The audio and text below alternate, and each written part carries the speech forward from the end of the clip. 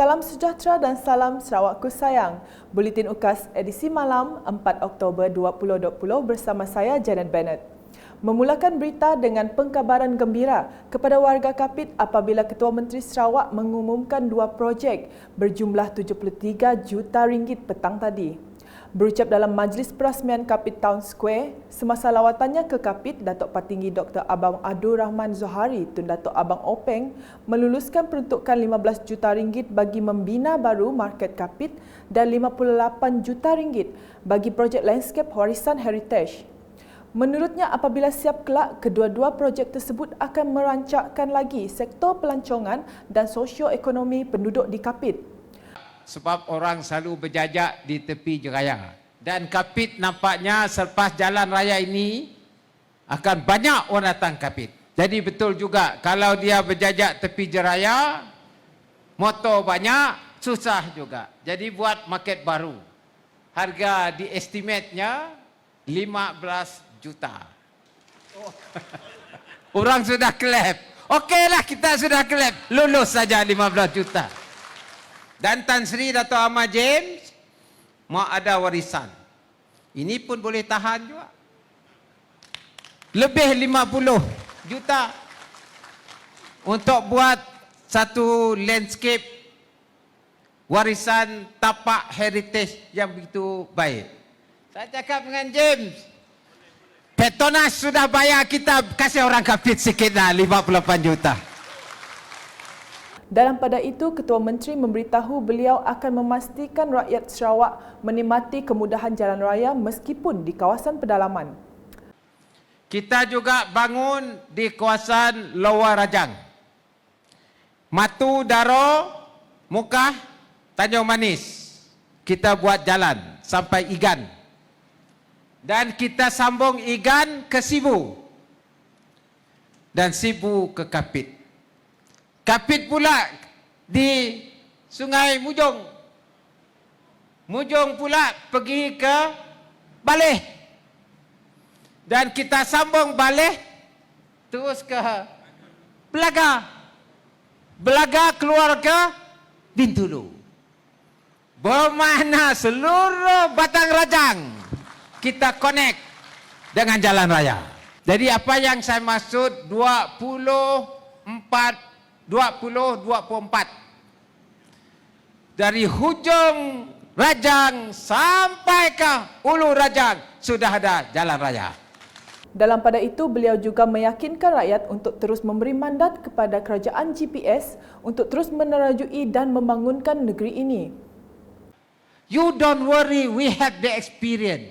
GPS has the experience. We can transform Sarawak into a modern state in Malaysia by the year 2030.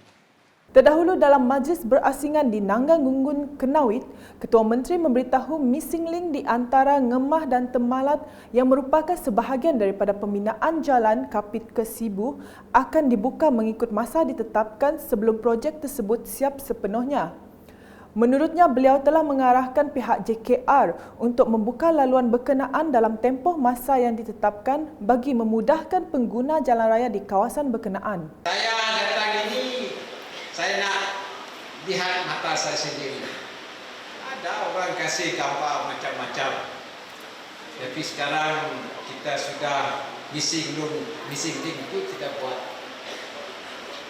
Tapi saya telah minta JKR sama Tan Sri Jim. Nanti kalau lepas saya ini jalan itu tutup. Nanti orang kata Ketua Menteri kasih, orang rakyat tidak kasih. Jadi saya kata kita atur time. Certain time di open, buka. Certain time orang kerja. Minta kerja sama rakyat juga. Tapi satu hari mungkin pagi dia boleh buka, orang pergi kerja. Kalau tidak ada orang pergi kerja, tidak ada banyak trafik, berhenti dulu. Orang buat jalan. Supaya tiap hari orang boleh gunakan jalan missing itu. Kalau tidak orang kata, oh Abang Jo datang boleh buka. Abang Jo sudah habis tidak buka. Susah juga. Jadi rakyat dapat berguna. Tapi diatur betul-betul. You have to gazette it. Otherwise, kalau ada accident, problem. Beliau berkata demikian semasa berucap dalam Majlis Bersama Rakyat di Dewan Sembaguna di Nanggang Ngungun, Kenawit hari ini.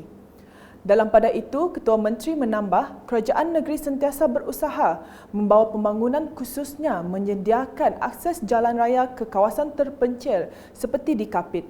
Jadi maknanya kalau Sibu ke Kapit 1 jam lebih. Yang penting sudah ada jalan raya. Kalau tidak pakai ekspres. Satunya kalau ada sakit, ada orang sakit, mau hantar Sibu, tunggu ekspres malam mana. Tapi sekarang ada jalan raya, senang bawa orang sakit terus ke Sibu. Kalau mbak kan mau jumpa doktor yang lebih tinggi.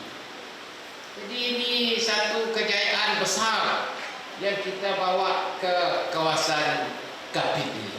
Sudah ada jalan raya. Beralih ke laporan berikutnya.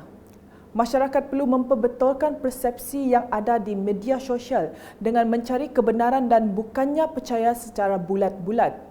Menteri di Jabatan Ketua Menteri Integriti dan Ombudsman Datuk Talib Zulkifli berkata, sekiranya persepsi itu tidak diberhentikan, ia boleh menimbulkan fitnah.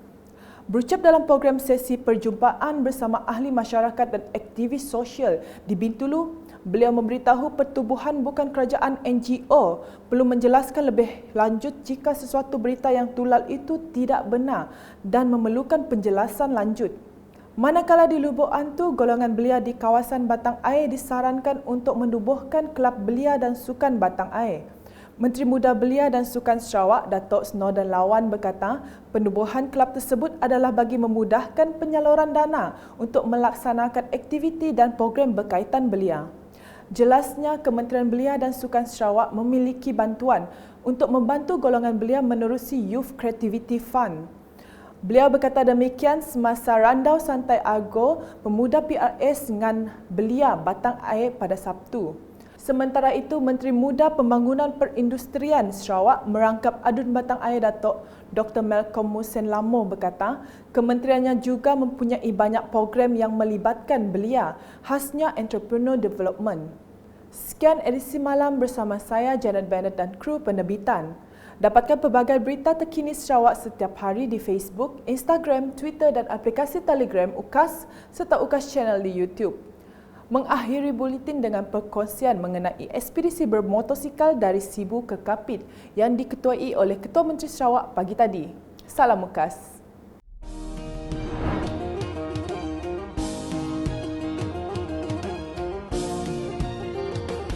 Sarawakku sayangku, kebanggaanku selalu, aman makmur selamanya Sarawakku.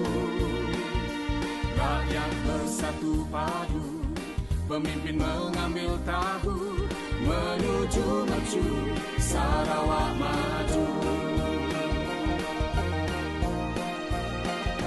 Kita anak Sarawak, sama-sama jaga Sarawak. Kita sayang Sarawak, sanggup berkorban untuk Sarawak. Oh ha, mari lakukan bersama. Oh ha, membara di dalam jiwa. Inilah negeriku, tanah tumpah darahku, sama-sama kita jaga.